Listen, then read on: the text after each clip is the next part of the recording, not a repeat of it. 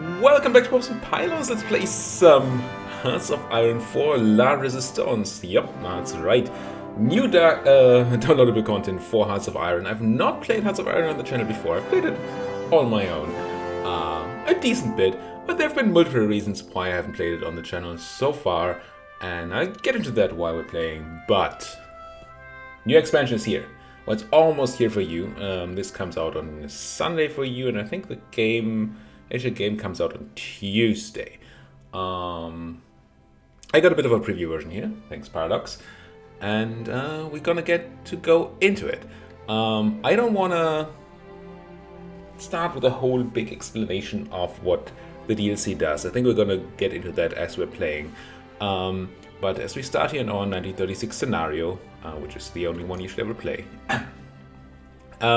we can already see that there are a few extra nations here that are of interest that were not on the list before, I don't think. There's Spain and there's Portugal as nations that got new focus trees. And then of course there's France, which has been a nation from the start, but they got a whole new focus tree as well. And it's a big one to boot. Now the question would be, what do we want to play as here? And I thought about playing as France, but France has what looks like a really strong economic start that's super boring. Essentially you spend 2.5 years of just building up and building up and building up and building up, which is really powerful, and then surviving against your unfriendly neighbors here will be, it's not that difficult, but it's not interesting.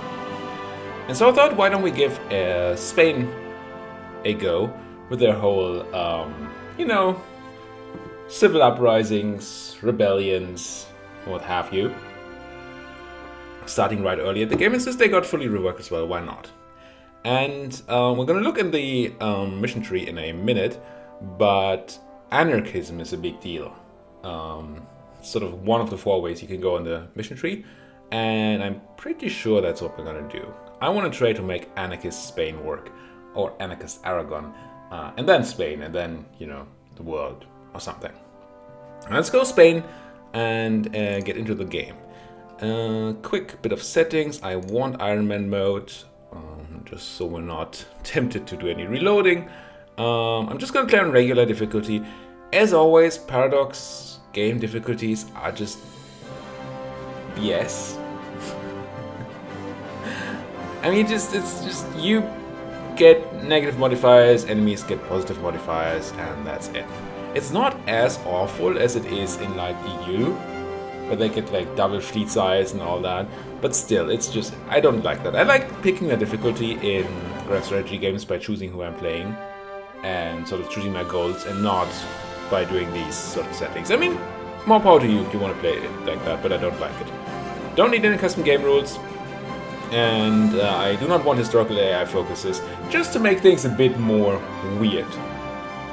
Speaking of, if you've never seen, you can see here I have a few saves already here from playing as Anarchist Spain. I did try it out, and to sort of not go in fully blind. What was I trying to say? If you've never seen Hearts of Iron before, Hearts of Iron is a game essentially about World War II.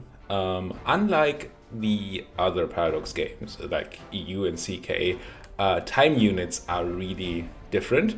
You see it's 12 o'clock on the 1st of January 36, and every hour is a tick. Like where in EU and CK you have a day, this is hours. So the game plays on a whole different time scale. And it's a lot more focused on combat.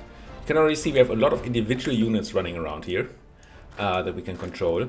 Unlike in EU, where you essentially have a stack or 2 armies you move around, you do control individual units which you can assign to like front lines. If you hit, you need to move to an army, and then you can put them in front lines and give them commands and all that.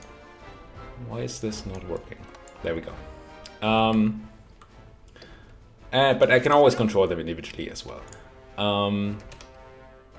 The thing is, we don't need to do anything of this, any of that in the early gameplay of well, Spain here, because where we do start as Spain, things are gonna break down quite quickly. There's gonna be at least one civil war, and I'm pretty sure there's gonna be two. We're gonna get events about that very soon.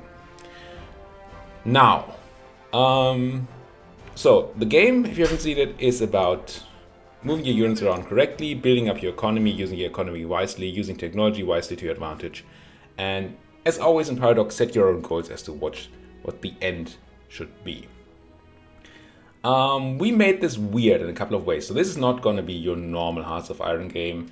Maybe. I think you can still watch it if you've never watched Hearts of Iron, but there are going to be a couple of things that are different from what you might otherwise see. One is that we're playing with historical focuses off. So if you've never seen this, there's this little thing called a focus tree. Every nation has one. There's a generic one for nations that don't have a custom one. These things you develop over time. You get to choose where to go. And some just give you bonuses, but a lot of them also make certain things happen. Like change your alignment. Right now I think we're just unaligned. But you can see we have Democrats, we have a few communists in our country, these non-aligned people here, traditionalists, and then fascists.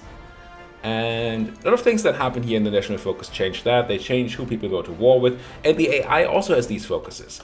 And there is a traditional or historic way for each nation, defining how they go through that focus tree. So if you turn on historical focuses, the game is going to play out the same way. Germany is going to attack in the Benelux and then into France, and Italy is going to join them, and then it's going to be that attack on Poland. Before that, you know, timelines, whatever. It's going to happen, and at some point they're going to attack Russia, and all the things that you know from history. We turned historical focuses off, so these things can still happen. The Germans here still have their whole, hey, let's remilitarize the Rhineland and go all around the Maginot Line and whatever. But they could also just be something completely different. They could go monarchist, keep the king around.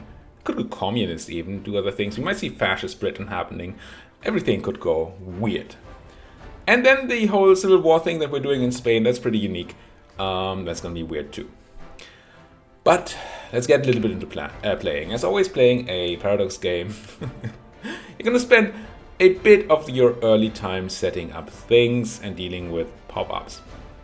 Or dealing with, you know, these messages here. Some of these are not going to matter too much. I'm going to choose a extremely traditional start.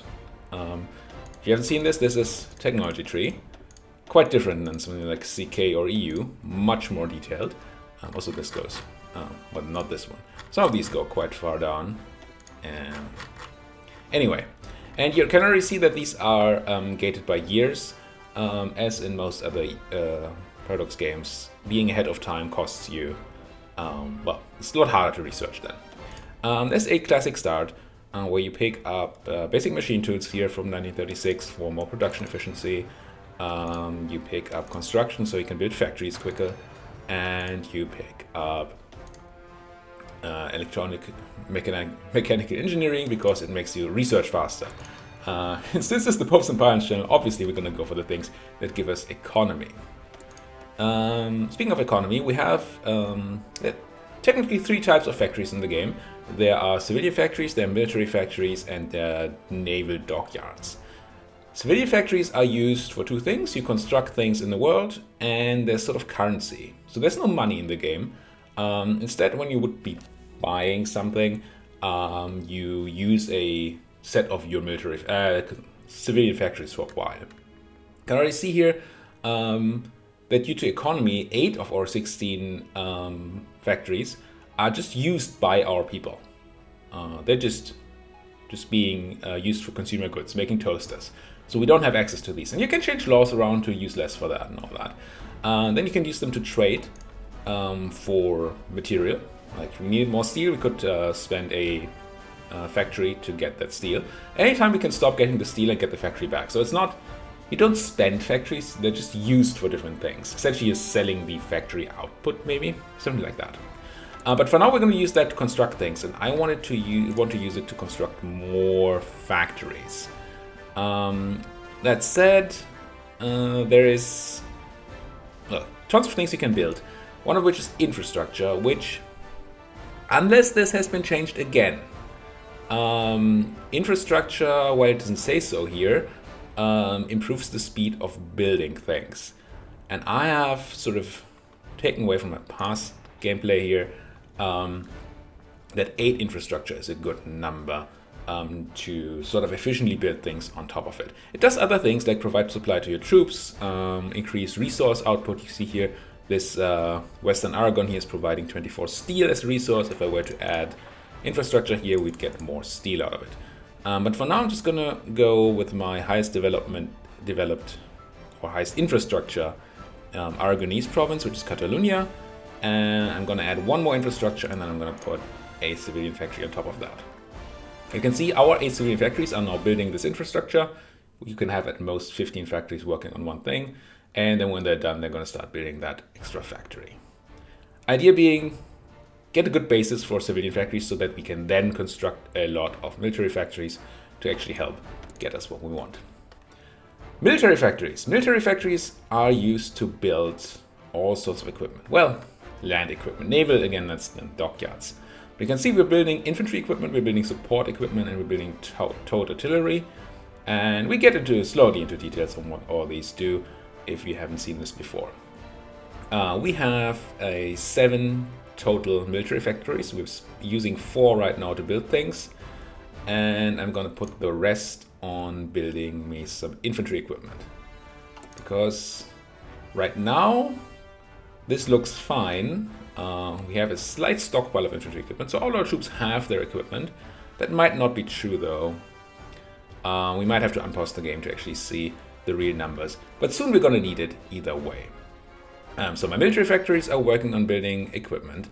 We have a national focus, and we start, as Spain, immediately have to start with a big decision. The only 2 choices we have, we could go for Great Spain, which unlocks all of this, or we could go for the Popular Front, which unlocks all of this. Now, funnily enough, this on the left here is the fascist and monarchist sort of side of the tree, and this is more of the communist and democratic side of the tree. And then you can see there's more decisions down here to make. Sometimes decisions are mutually exclusive, like here. You can only choose one of these. So this choice will lock us in for the rest of the game. Same, there's going to be another one of these down here. But most of these you're free to choose and follow the whole tree. Now, since I said I want to play as anarchists, I'm certainly going to go for the Popular Front. Now, we need 35 days to make this happen. We're going to get some popularity of communism and non-aligned. Let's do that. And I think we might actually be able to unpause. Well, let's do one more thing. Let's have a quick look at our 2 more things. Fine. Quick look at our navy. We have a few navies around. Mainly we have a bunch of things that are not submarines, which I'm just going to merge all into one task force for now. And then we have a few submarines, which I'm going to merge into another task force, because they have very different jobs. And then I'm going to have them all sit over here, I think. Or not? Let's have them merge up first. And then we have planes that are flying around. We don't need planes flying around right now. They have no experience, so we can simply trash them. This doesn't delete the planes or anything. It just puts them back into our stockpile of equipment, and the manpower will return to our manpower pool. And these don't take any time to build. I mean, the planes do, but creating a wing essentially doesn't take any time. So we can just put all our planes into the stockpile, and when we need them, get them out of there. Good. It's complaining about unassigned divisions, but because of the civil war, that's not going to matter, so I'm not going to be bothering with that at all. New thing here, intelligence agency, but that's for later. We're researching, we don't care about diplomacy. This is not really a game about diplomacy. There are things you can do, but really, Yes, you talk to people sometimes, but mostly it's like, hey, declare war. Yes. And we're not training any troops right now, which you might do differently if you had a normal start. But again, since we are going to be in a civil war very soon, I am not interested. Let's unpause. These guys are going to move to the front line I gave them, but it's, again, not going to matter. I just gave it to them because of our, because I want to show this off. Very soon, we're going to get an election. I think in February, February 1936, there's going to be the next election. And then Spain is going to realize that there's something weird going on. I mean, historically, things have been weird in Spain for a while. I did read up a tiny bit on the Spanish Revolution and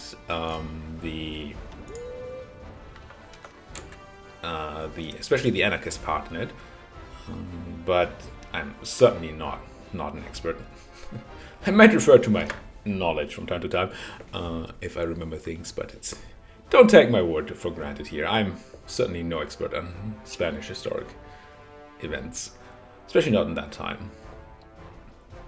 So we're just going to pass time a little bit until we complete our focus here, and you can already see that all the upcoming focuses are dealing with civil war. So it's not a surprise that there's going to be civil war.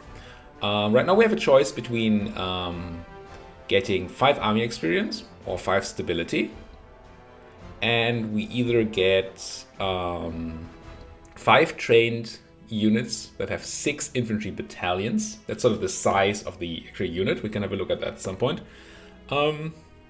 So 5, for these purposes, relatively strong units. They're still very weak units compared to the rest of the game, but this is relatively strong. So we get these 6 trained ones that are relatively big, and the nationalists gain 10 poorly trained ones, half the size. So we gain the same amount of total troops, but we could have more punchy but less troops, or more but weaker ones. And this is the opposite. So choice between punchy and just more front, and army experience or stability. Now, while stability is useful, our stability is going to be garbage anyway, very soon. So I think I'm going to grab that army experience. Maybe we can make use of that somehow. So let's grab it. Also, I do like the more beefy troops. Let's keep going. Election coming up very soon. Meanwhile, if you haven't played Hearts of Iron, we have a couple of numbers up here. Well, let's have a look at the election first. I'm not going to read all these texts. If you're interested, just pause the video and read them for yourself. But so the election was a bit of a problem, and we have a big divide between the fascists and the communists and anarchists like us. So what's going to happen here, we gain more popularity of communism in our country, and we get decisions that can be used to counter nationalist influence. It also says that states that do not have total nationalist control on the civil war begin the conflict under our ownership, Republican. Now, what does it mean? We have all these garrisons all around our country. This is a special Spanish mechanic for the civil war. And right now they all are all under our control. They have these check marks here, 3 check marks fully under our control. But there's already a thing going on here where the nationalists are trying to challenge our control of this garrison. And once this completes in, I don't know, 13 days, then they're going to get one of these check marks into a cross. And if they control the whole thing, then they're going to control the state at the start of the civil war. Also, the more stuff they control, the more units they get. It costs us 20 to 30, I believe, political power, so that's where we get into these numbers, to undo one of these things. It's going to be a bit of a tug of war there to keep control before we get into the civil war itself. Now, we can also use our political power on decisions, most of which won't matter, but there are these special ones here for the civil war. And there are two ones here we can do. We can make concessions to the left, which gives us an increase in political power gain by 20%. And if we look at this, we have a base value of 2 per day. If we get 10% extra, 10% would be 0.2, so we would get 0.4 extra political power per day.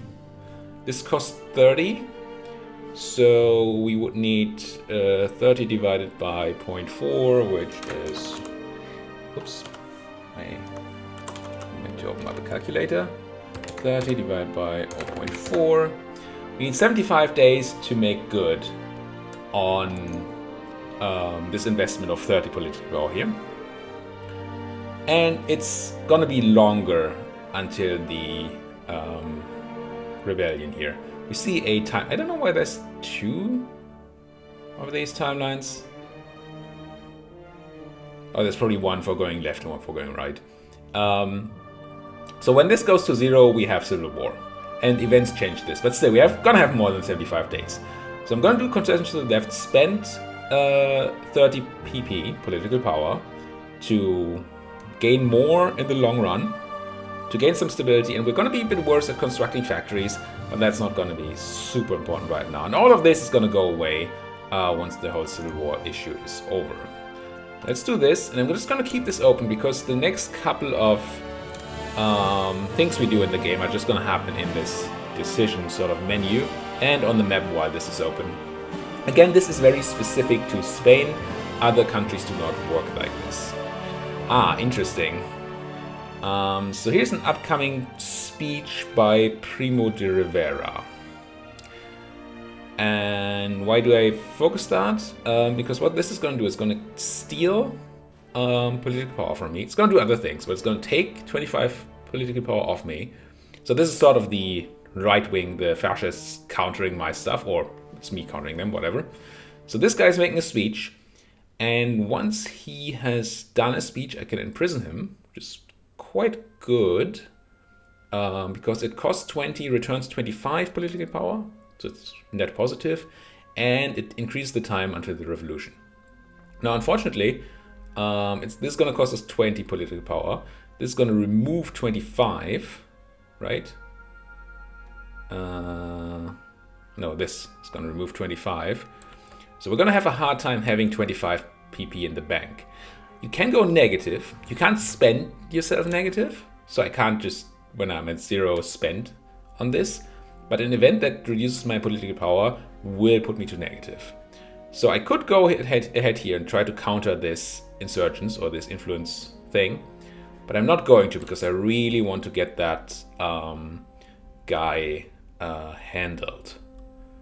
So I'm saving up political power as much as I can to hopefully imprison him before he makes another speech. Now this, they got the second step in here, which increased the cost of reducing. So if you root out the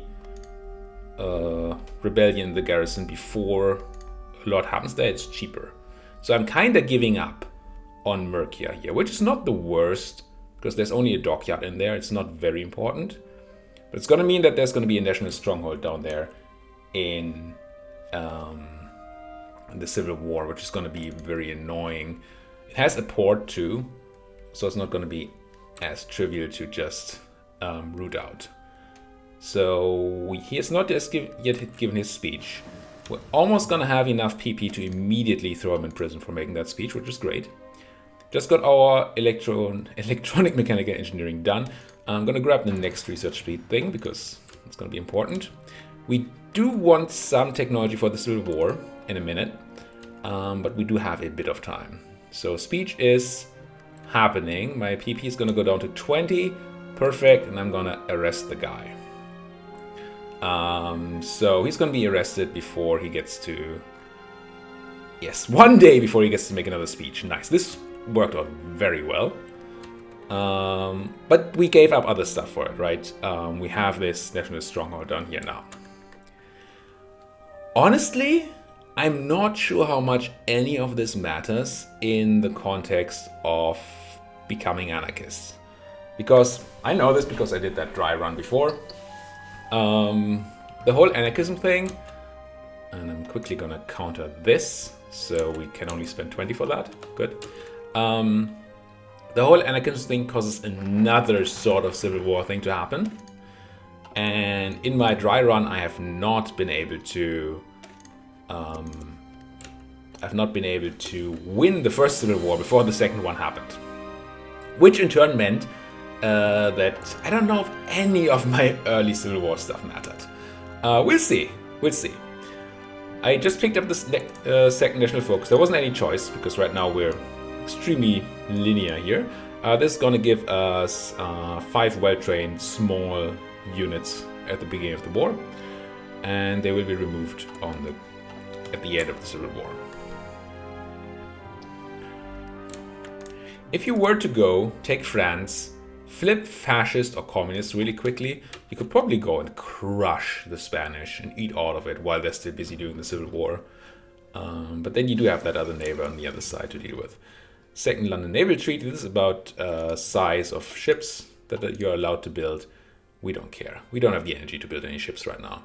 Because we unlocked basic machine tools, we can now do some more industry investment. And we have a choice here between concentrated and dispersed industry, mutually exclusive again. Both of these give you a bonus to how many factories you can build in a state.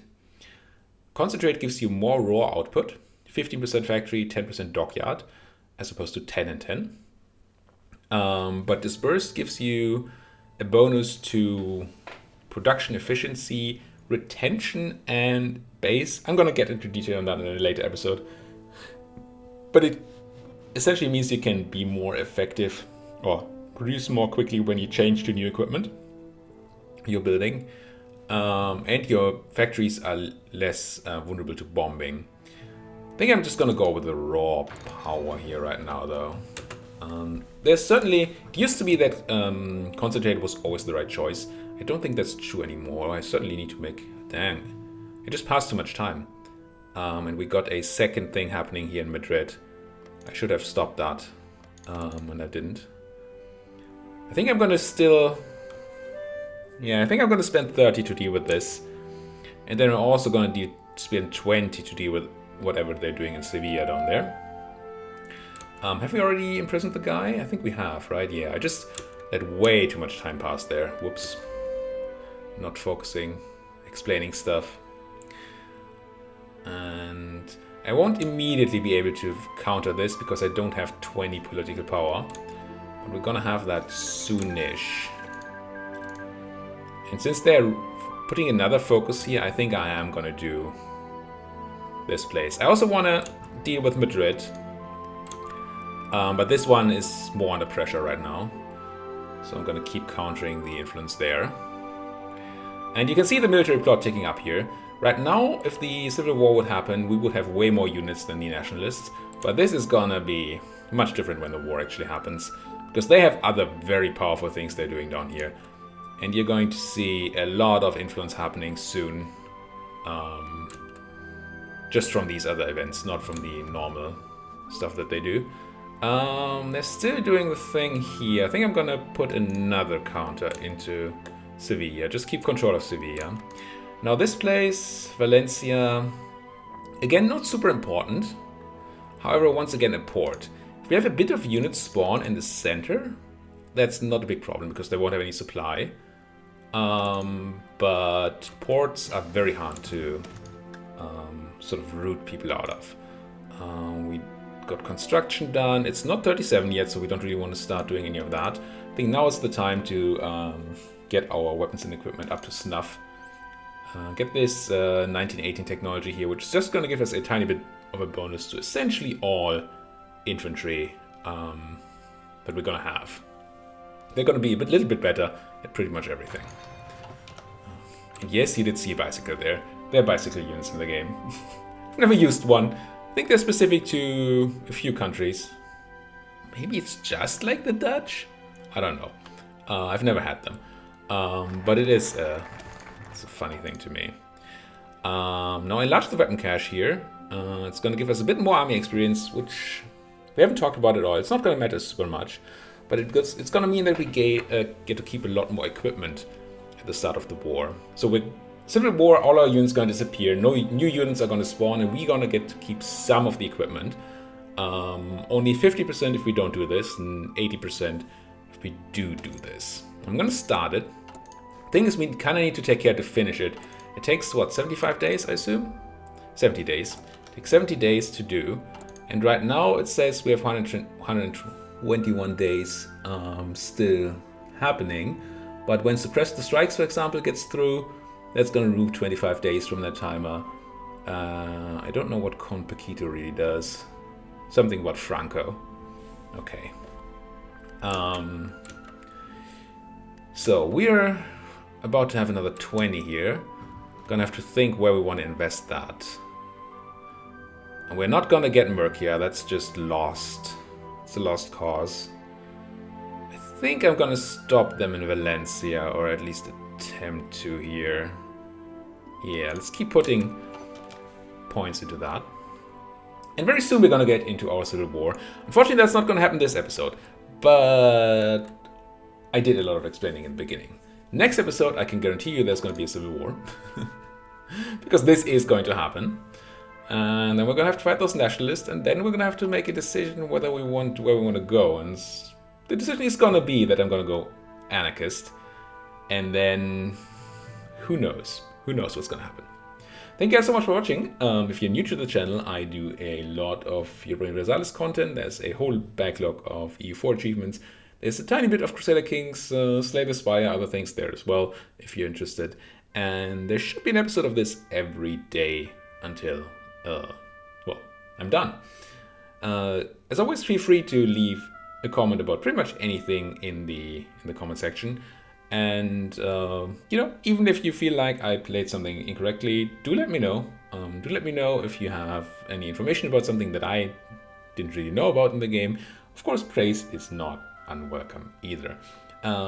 What's really welcome is a click on that subscribe button if you're not subscribed yet, and a click on the like button on every single video. If you liked it, of course. If you really didn't like it, hit the dislike button, but please do let me know in the comment section why, because otherwise, what am I gonna do, right? Well, until next time, thank you guys for watching, and see you guys then.